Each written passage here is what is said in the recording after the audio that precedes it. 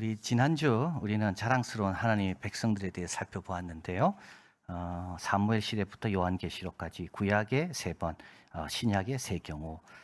그런데 이렇게 보다 보면 이렇게 자랑스러운 백성들이 성경에서 수도 없이 많이 발견된다. 이걸 알게 됩니다.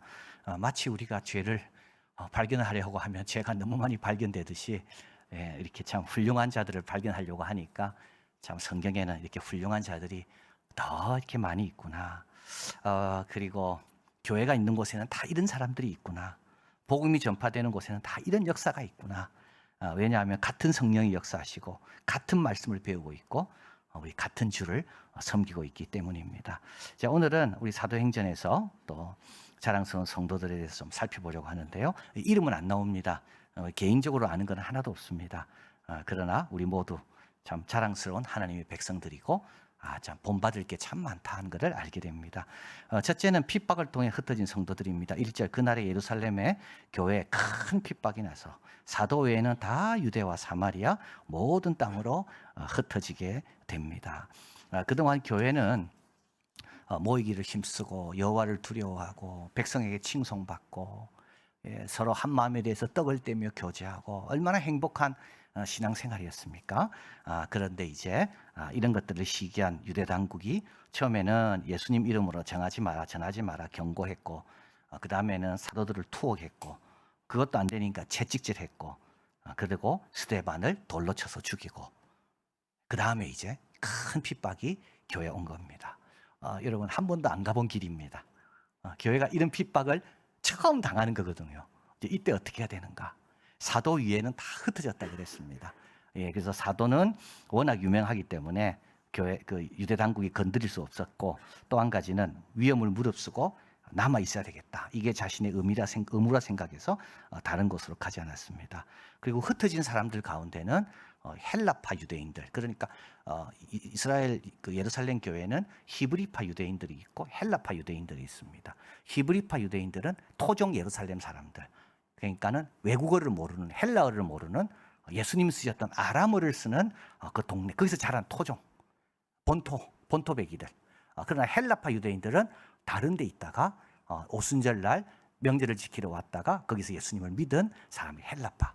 그런데 주로 누가 핍박을 많이 받았는가 하면 이 헬라파 유대인들. 왜냐하면 히브리파 유대인들은 다 자기 아는 사람들이거든요. 그래서 헬라파 유대인. 그래서 스데반도 돌에 맞아 죽잖아요. 헬라파 유대인입니다. 그리고 오늘 이 빌립이 전도하러 가는데 이 빌립도 헬라파 유대인입니다. 자, 이래서 이제 이렇게 핍박으로 인해서 흩어진 사람들을 그럼 어떻게 지냈을까? 그 다음이 궁금하잖아요, 여러분. 그래서 4절 오늘 본문입니다.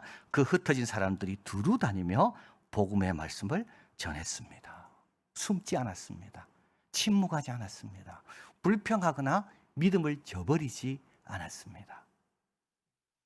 그래서 사마리아에 복음이 뿌리 내리게 되고 오늘 본문 말씀처럼 복음을 받아들이는 그 성에는 큰 기쁨이 생겨났습니다.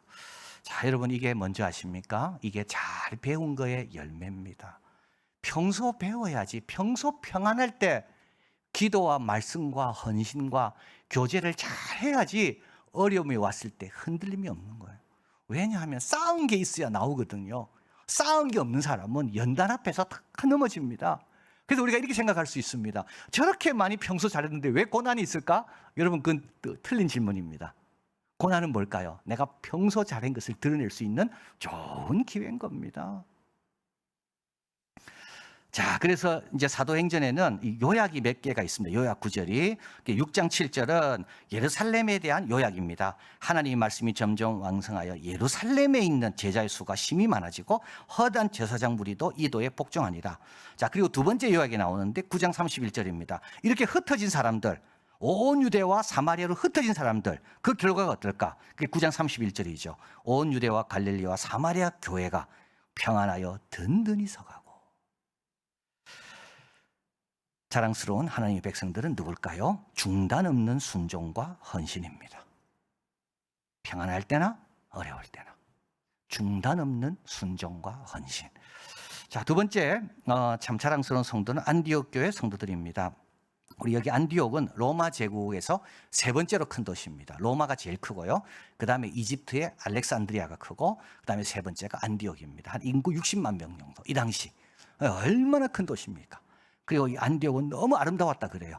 그래서 안디옥으로 들어오면 이전 도시들은 다 잊어버리고, 또 안디옥에서 나가면 안디옥만 기억하는 아주 그런 아주 멋진 도시가 이 안디옥입니다. 자, 근데 이제 안디옥 교회는 예루살렘 사도행전에서 예루살렘 교회와 함께 중심적인 교회가 됩니다. 11장 19, 20절 보겠습니다. 스데반으로 일어난 환란을 인하여 어떤 사람은 어디까지 갔습니까? 베니게 구부로 안디옥까지, 이방 땅까지 가게 된 겁니다. 그리고 이방 땅에서도 헬라인에게도 말합니다. 이방인에게도 말합니다. 이제 지리적 확장뿐만 아니라 이제 인종적인 확장도 일어나게 됐습니다. 자, 11장 21절 주의 손이 그들과 함께 하십니다. 그래서 기적을 행하는데 그동안은 집사라든지 또는 사도를 통하여 기적이 일어났다면 지금은요, 일반 성도를 통하여 기적이 일어나는 겁니다. 이름이 나오지 않습니다.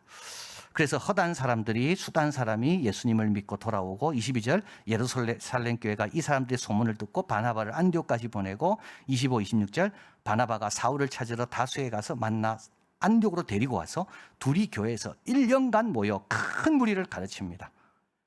그때 비로소 제 아들은 그리스도인이라 일컬음을 받게 됩니다. 이건 스스로 한 게 아니고요, 주위 사람들이 이 안디옥 교회 성도를 볼 때마다, 오늘도 내일도 모레도 늘 볼 때마다 저 사람들은 그리스도인 같다.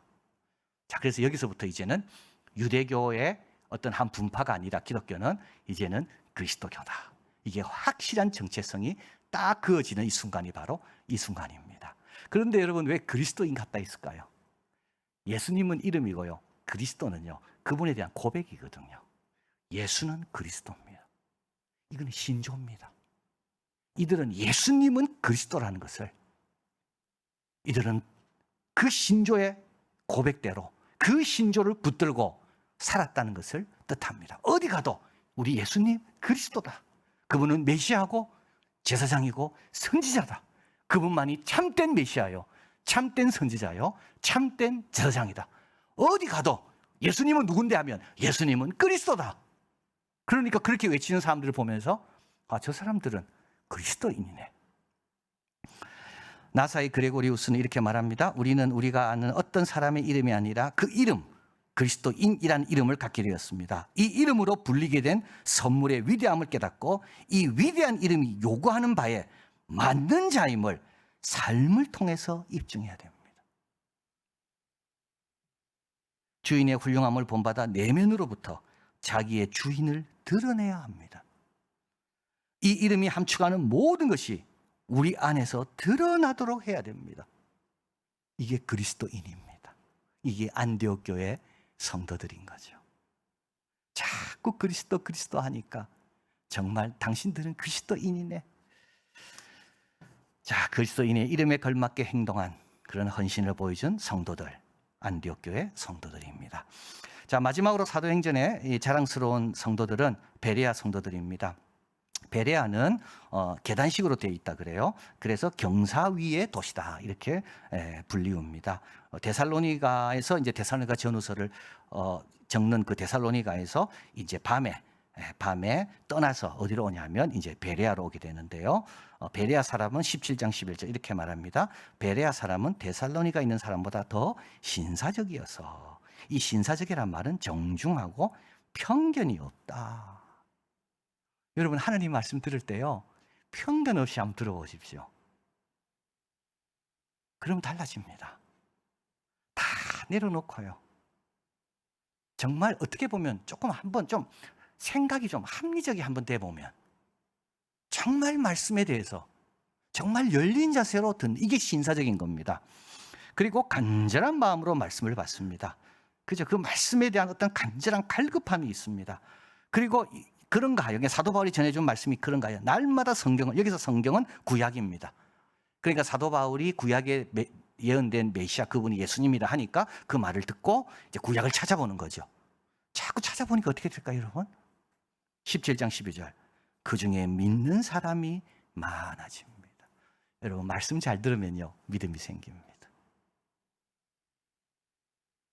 말씀에 대해 마음을 열고 진짜 그런가, 한번 확인하며 물어보며 다른 구절을 찾아보려고 노력할 때 뭐가 생긴다고요?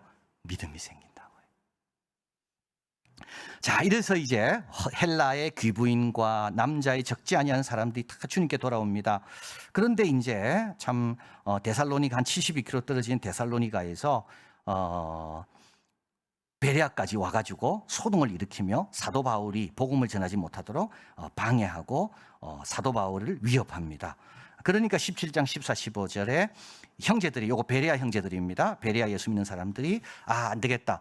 바울을 곧 다른 곳으로 피신시켜야 되겠다.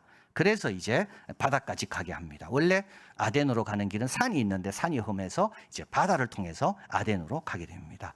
그리고 바울을 인도하는 사람들이 바울을 데리고 아덴까지 갑니다. 여러분, 베레아에서 아덴까지는 몇 킬로입니까? 312km입니다. 이들은 사도 바울을 아덴에 모시다 두고 또 돌아와야 돼요. 또 312km예요.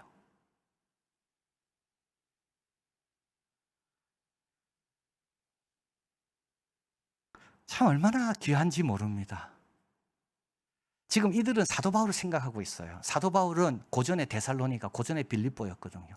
빌립보에서 쫓겨났습니다. 데살로니가서는 야간 도주, 밤에 쫓겨났습니다. 그리고 지금 베레아에 왔는데 베레아에서도 또 쫓겨나게 돼 있어요. 이때 사도 바울을 혼자 보내지 않고 베레아 형제들은 312km를 사도 바울과 함께 와준 겁니다. 그리고 이들은 다시 사도 바울이 안전한 걸 확인하고 312km를 돌아가야 됩니다. 20장 4절, 아시아에 함께 간 자가 베레아 사람 부로의 아들 소바더라. 그래서 베레아 교회는 여기 이제 20장에 딱 한 번 나오고 더 이상 나오지 않습니다. 예, 베레아 이때는 이제 7년 지나서고요. 지금으로도 7년 지나서고 사도 바울이 이제 여러 교회로부터 헌금을 모아서 예루살렘으로 갈 때 그 교회 대표들과 함께 이제 가는 이제 그 내용인데, 이때 누구도 있냐면 베레아 성도 부로의 아들 소바도도 같이 갑니다. 이 말은 뭐냐? 베레아 교회는 잘 성장했다는 겁니다. 건강한 교회가 된 겁니다.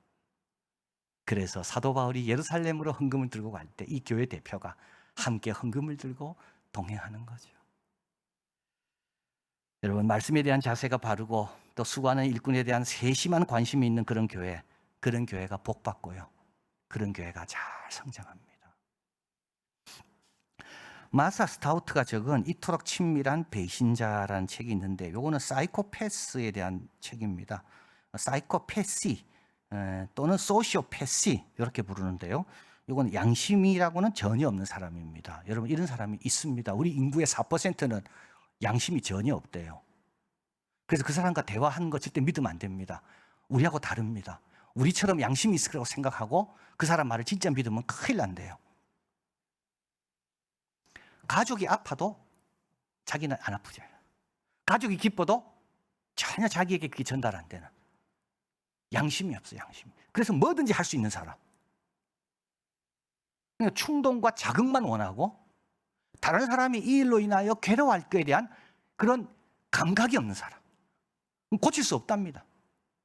그리고 본인도 고치려는 마음도 없어요. 왜냐하면 양심이 없으니까.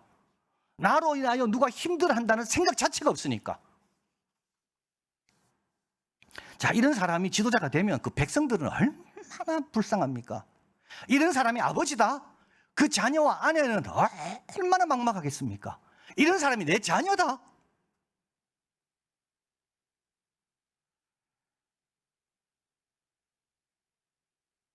그래서 이 저자는 이렇게 이야기합니다. 잘 분별하라고. 그리고 절대 이런 사람 가까이 하거나 이런 사람 말 믿지 말라고. 우리하고 다르다고. 그래서 이제 몇 가지 특징이 있습니다. 사회적 규범에 순종하지 않습니다. 무모할 정도로 타인의 안전을 무시합니다. 아주 기만적이고 영악합니다. 그래서 사람들이 빨려든대요. 근데 알고 보니까 양심이 없어요. 근데 이 사이코패시의 정반대가 있습니다. 정반대는 양심이 아주 강한 자입니다. 여러분, 양심이 강한 자는요, 어떤 사람일까요? 이타적인 사랑이 많은 사람이 양심이 강한 자입니다. 다른 사람에 대한 의무감이 강한 사람, 이 사람이 양심이 강한 사람입니다. 이런 사람을 도덕적 모범이라고 부르고, 이들의 특징은 세 가지라고 이야기합니다. 첫째, 확실성. 옳다고 여기는 것에 대해 특출날 정도로 명료하고 그 믿음에 따라 행동해야 되는 의무감이 분명하다는 거예요. 확실해. 뭐가 확실하냐? 이건 내 의무라는 게. 그리고 이거는 내가 지켜야 될 거라는 그런 것에 대해서 명료하게 알고 있어. 확실성. 두 번째는 긍정성. 삶에 대한 긍정적인 태도. 위험한 상황에서도 낙천성을 잃지 않는데. 그러니까 포기하지 않겠죠. 그러니까. 늘 긍정적이니까. 그리고 세 번째, 자기 자신과 도덕적 목표 일통일. 그러니까 정체성, 내가 누군가와 내가 하고 있는 것을 구분하지 않는데. 정체성과 행동의 통합. 이런 사람은 굉장히 자기 만족이 높답니다. 여러분, 해야 할 걸 할 때 행복하잖아요. 힘들어도요, 하고 나면 참 뿌듯하거든요. 근데 해야 할 거 알면서 안 하면요, 늘 마음이 힘듭니다. 하나님의 자랑스러운 백성들을 볼 때, 요 세 가지가 있구나. 하나는 확실하구나. 지켜야 될 계명에 대해서 확실하구나. 자기 의무감에 대해서 확실하구나. 그 다음에 긍정성. 하나님의 뜻과 약속에 대한 소망. 모든 것이 협력하여 선을 이룬다는 그 긍정성.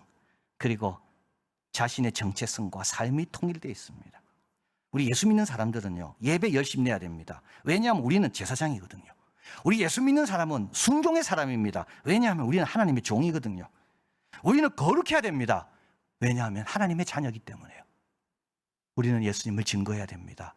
왜냐하면 예수님의 제자거든요. 창립 17주년을 맞이하면서 우리도 말씀에 대한 확신을 갖고 하나님의 능력과 신실함으로 인해 주어지는 긍정적인 자세 늘 취하시고, 그리고 하나님 백성의 정체성에 맞는 행동, 예배, 순종, 거룩, 복음 증거입니다. 이걸 잘 감당해서 우리 주님께 기쁨을 드리고 주의 일에 영광스럽게 쓰임받는 우리가 되기를 바랍니다. 사랑의 하나님, 감사합니다. 참 저희들에게 말씀이 있어서 얼마나 감사하고, 성령께서 도와주시니 얼마나 감사하고, 또 이렇게 함께하는 믿음의 좋은 우리 동료들이 같이 있으니 얼마나 감사합니까? 그래서 더 확신과 긍정과 그리고 삶과 정체성의 통일을 갖춰가면서 점점점 더 행복해지고 더 건강해지고 다른 사람에게 유익과 하나님 나라에 쓰임받는 우리가 될 줄 믿습니다. 오늘 들은 귀한 말씀, 우리도 하나님이 자랑스러워하는 그런 백성들 다 되게 하여 주시고, 중단 없는 헌신과 순종, 그리고 그리스도인의 이름에 걸맞는 모습들이 우리에게 늘 있도록 도와 주시옵소서. 예수 그리스도 이름으로 기도하옵나이다. 아멘.